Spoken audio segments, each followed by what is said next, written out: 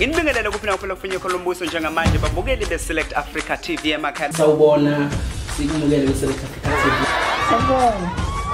Sasiredi ukuthi sihambe but ishoda ngemoto. Mase nginikela ke lapho saqala ke lapho ukuxhumana ezekula nje imazi up until azashiya emhlabeni that is why ngidele yonke into. Ngathi mina lo mncwabo yonke into ngicela ukuthi ngikwenze sure ukuthi ukhavekile. Nje especially ngenxa yesikhathi ngoba isikhathi sisinale kakhulu sicela ukuzwa nje ukuthi amazwi akho ngawashiya esizweni sikaZulu njengamanje ngoba ke induna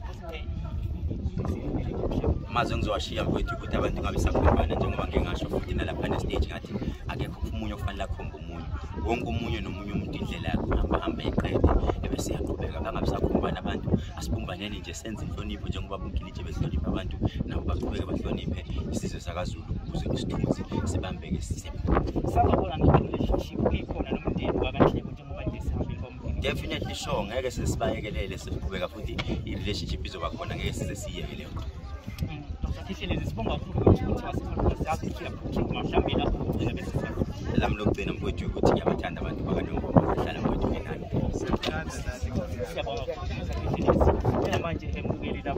With Select Africa TV and we are subscribed by bafowethu Hlezo Sibuka njengoba ngikhathele isizwe nje.